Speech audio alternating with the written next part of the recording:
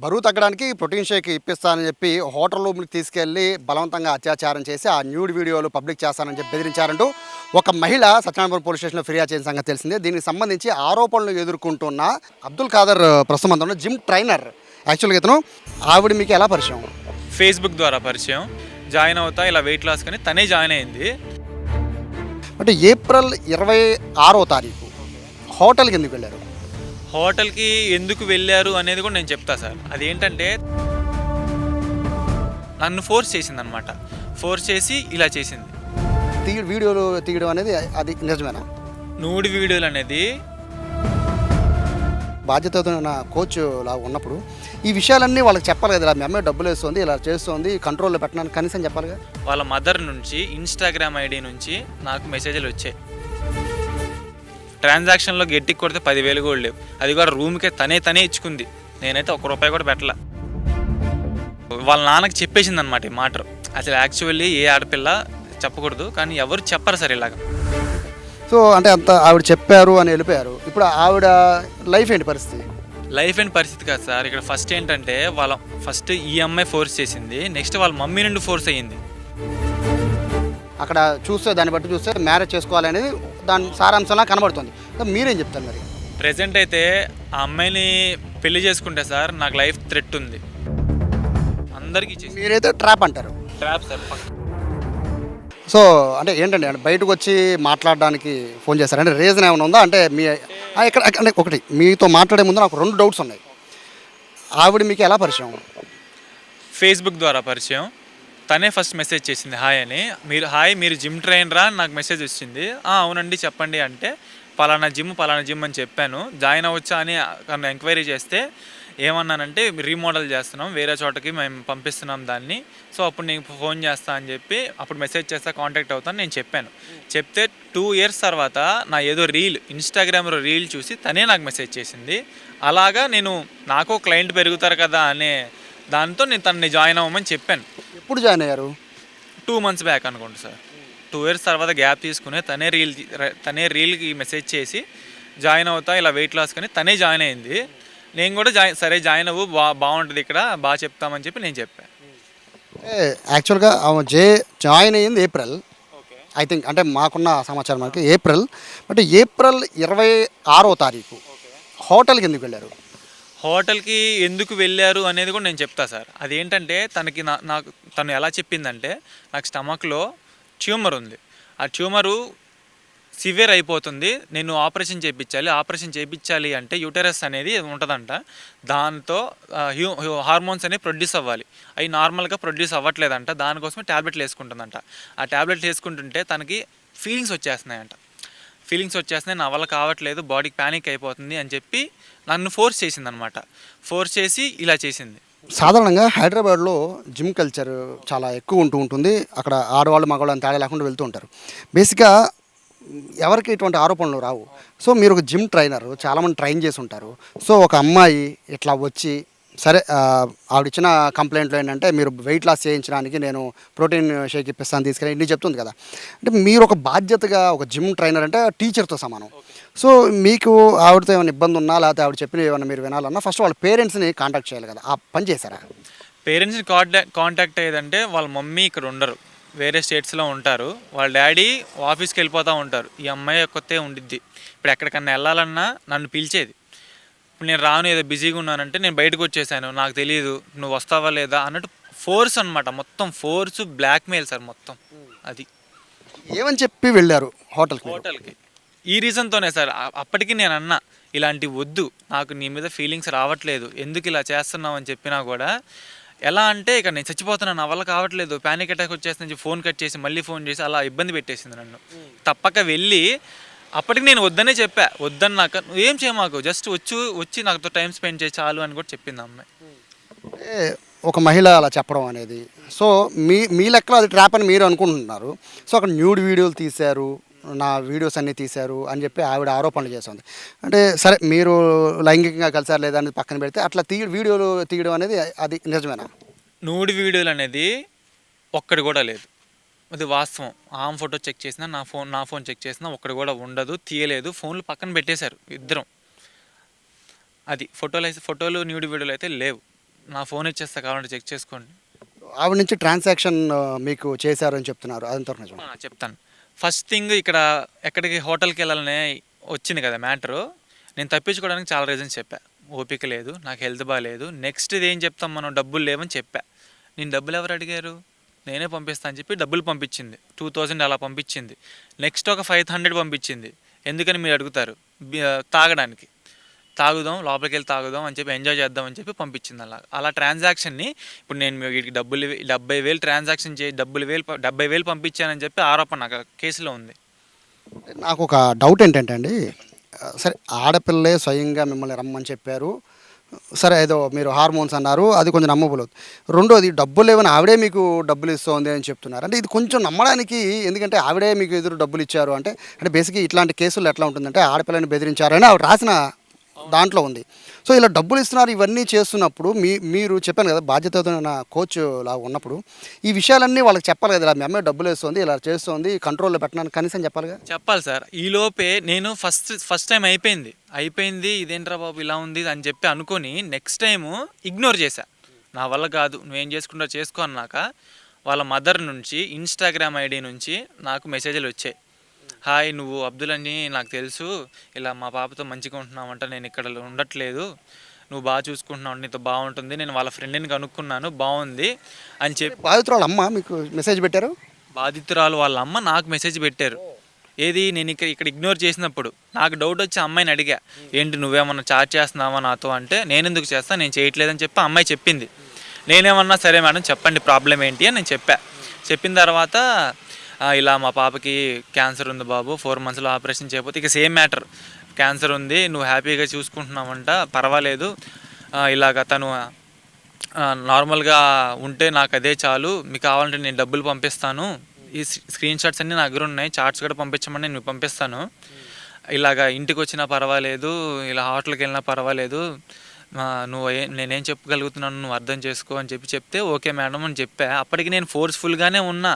మేము మూవీకి వెళ్ళాము, అదంతా అయిపోయింది. మూవీకి వెళ్ళిన తర్వాత కూడా తను ఫోర్స్ చేసింది, నాకు నీ మీద ఫీలింగ్స్ రావట్లేదు, ఎందుకు ఇలా చేస్తున్నావు అంటే ఏడ్చి రంపాలు పెట్టి తర్వాత నేను ఇగ్నోర్ చేయడం స్టార్ట్ చేయడానికి ట్రై చేశా. అప్పుడు ఇది కథ అంతా నడిపింది. సరే, మీకు ఇంత ఇష్యూ జరుగుతుందని తెలిసినప్పుడు లాస్ట్ మంత్ ఎందుకు వెళ్ళారు మళ్ళీ హోటల్కి? లాస్ట్ మంత్ ఇదంతా ఈ 1 month 2 monthsలోనే కదా సార్ జరిగింది. 2 times వెళ్ళారు మీరు హోటల్కి? 3-4 times వెళ్ళాం. 3-4 times వెళ్ళారు? 3-4 times జరగల. అక్కడ తను వద్దని చెప్పి వచ్చేసాం. 2-3 times 2 times వద్దని వచ్చేసాం. 2 times జరిగింది. అంటే ఇక్కడ ఆవిడ వర్షన్ చూస్తూ ఉంటే ఇట్లా జిమ్ ట్రైనర్, సో బరువు తగ్గిస్తాను, మాయ మాటలు చెప్పారు, బేసిక్గా ఆడపిల్లలు మోసపోవడంలో ఇది ప్రధానంగా అందరూ చూస్తుంటారు. సో ఇప్పుడు ఆవిడ వర్షన్ చూస్తూ ఉంటే అంత క్లియర్గా చెప్తున్నారు, ఇట్లా నన్ను మోసం చేశారు, ఇలా ట్రైనింగ్కి నన్నే స్వయంగా ఆయనే ఫోన్ చేశాడు, ఆయనే పిలిచాడు, నన్ను జిమ్లో ఆయనే జాయిన్ చేశారు, అన్నీ కూడా. ఇప్పుడు మీ జిమ్లో ఇది రాక్ జిమ్ అని ఉంది, ఆ జిమ్లో ఈ ఉమెన్స్కి ట్రైన్ చేసేది ఎవరు? ఉమెన్స్కి సపరేట్గా ఉంటారు, కాకపోతే ఈవిడొచ్చే టైము లేడీ ట్రైనర్ ఉండరు అనమాట. అందుకని నేను ట్రైన్ చేశాను. అప్పటికి చాలా మంచిగా ట్రైన్ చేశాను సార్. నేను మంచిగా ఈ హెల్త్ ఇష్యూ ఉందని కదా వాళ్ళ మమ్మీ చెప్పారు కదా, ఈ అమ్మాయి చెప్పింది. అప్పటికి నేను ఇంకా కేరింగ్గానే ఉన్నాను, మంచిగా కేరింగ్గానే ఉన్నాను. ఇంత అడ్వాంటేజ్ తీసుకుని నన్ను ట్రాప్ చేసిద్దని అయితే నేను అనుకోలే. అదే మీ దగ్గరికి వచ్చే సమయానికి మీకు ఆల్రెడీ మీరు ముందు ఎప్పటి నుంచో చాటింగ్ చేస్తున్నారు కదా తనతో, ఈ హెల్త్ ఇష్యూ ఉందని ఎప్పుడు మీకు చెప్పలేదా?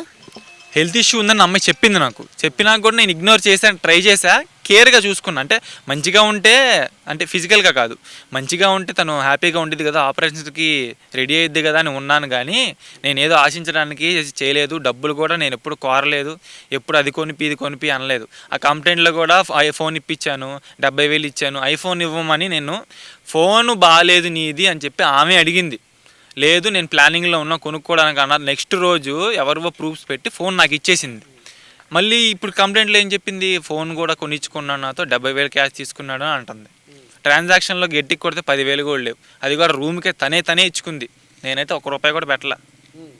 అది సార్. ఇప్పుడు ఆవిడ మోసం చేశారు అంటుంది, లైంగికంగా అనుభవించారు, వీడియోలు ఉన్నాయి, జిమ్లో అందరూ చూపిస్తాను, ఈ ఆరోపణలు క్లారిటీ ఇచ్చారు. సో మీ ఇంటికి రావడం, కులం పేరుతో దూషించడం, సో వీటిలో ఏం చెప్తారు?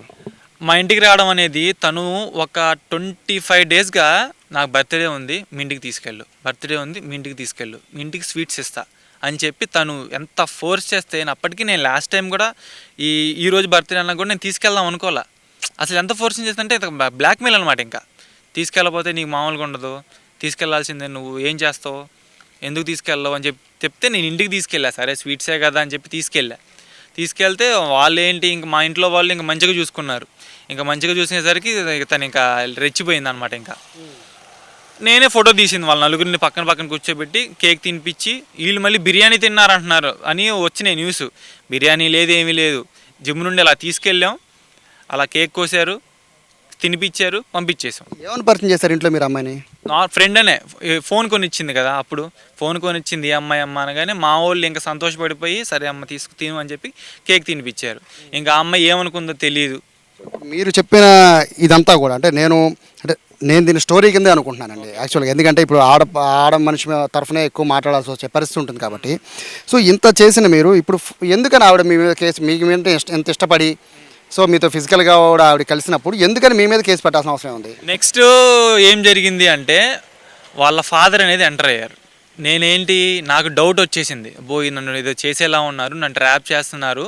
ఆల్రెడీ వాళ్ళ నాన్నకి చెప్పేసింది అనమాట ఈ మాట. అసలు యాక్చువల్లీ ఏ ఆడపిల్ల చెప్పకూడదు, కానీ ఎవరు చెప్పరు సార్ ఇలాగ ఫిజికల్ అయ్యాం ఒక అబ్బాయితోనే చెప్పరు ఫాదర్తో. తను చెప్పేస్తే వాళ్ళ ఫాదర్ నాకు పొద్దున్న నుంచి సాయంత్రం దాకా 30 ఫోన్లు చేశాడు. నేను ఎత్తల, బ్లాక్లో పెట్టేశా. తర్వాత ఏం చేశాడంటే తను ఈవినింగ్ 5:30 స్లాట్కి వచ్చింది, ట్రైనింగ్ తీసుకోవడానికి వచ్చింది. తను సగంలో ఆగిపోయి నేను చేయలేను, సైక్లింగ్ చేసుకుంటా అని చెప్పి ఎక్కేసి తనేంటి ఫోన్ల మీద ఫోన్లు చేసింది, ఎవరెవరికో చేసింది తెలియదు, నేను చూస్తూనే ఉన్నా. తర్వాత కంగారుగా నేను వెళ్తానని చెప్పి కిందకి వెళ్ళిపోయింది.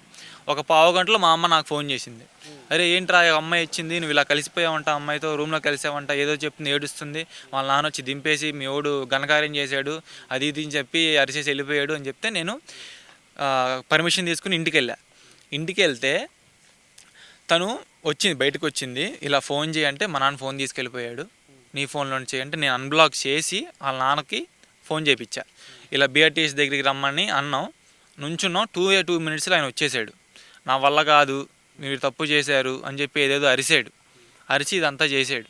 తర్వాత ఏం జరిగింది, ఒక కంటిన్యూ కాల్స్ అనమాట, కాల్స్ మీద కాల్స్, నిన్ను మామూలుగా ఉండదు, నిన్ను కొడతా అని అప్పటికి చెప్పా. సార్ నా తప్పు లేదు, తను ఫోర్స్ చేసింది, నేను వెళ్ళాను అని చెప్పి అంటే నిన్ను నలుగురితో కొట్టిస్తా, ఎవడు కొడుతున్నాడు ఎందుకు కొడుతున్నాడు కూడా తెలియదు, కొట్టిస్తా, 40 మందితో కొట్టిస్తా అని చెప్పి అన్నాడు.